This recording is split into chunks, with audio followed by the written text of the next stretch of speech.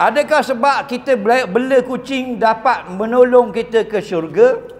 Dia ni bela kucing, boleh tak dapat pahala masuk syurga? Jawabnya boleh. Faham lagi? Faham? Semuanya boleh. Jalan ke syurga itu satu, tapi asbabnya banyak. Okey? Jalannya satu je. Innal ladzina amanu wa amilus solihat lahum jannatun tajri min tahtihal anhar. Satu je. Nak masuk syurga Allah, nak dapat syurga yang ada sungai berlalu ke bawah, hanyalah kena beriman dan beramal soleh. Bila sebut iman, kita alhamdulillah sudah beriman. Amal soleh kita macam-macam hal.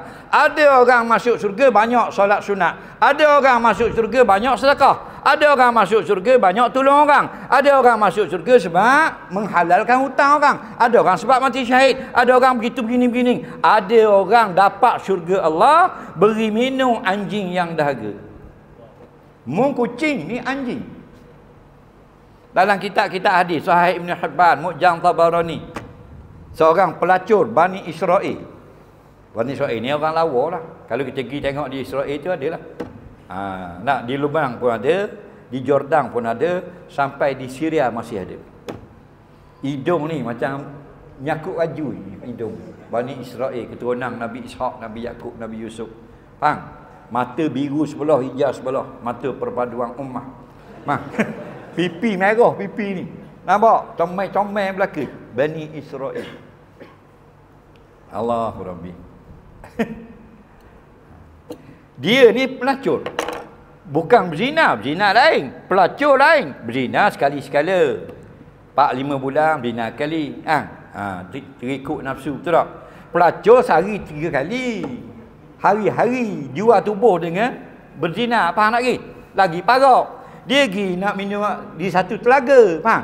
Dia sapa di telaga tu, dia tengok kucing, seekor anjing tengah pusing. Ni Nabi cerita. Pusing, lidah jelek, sapa bereret lidah tu di tanah. Dahaga, nak masuk air dak ambil, dak boleh, dak pandai. Faham?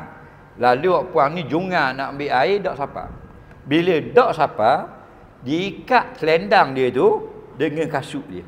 Dia pun cedok air, minumkan anjing. Nabi cerita sebab dia kasih kepada makhluk ni, Allah ampunkan dosa dia berzina selama hayat dia.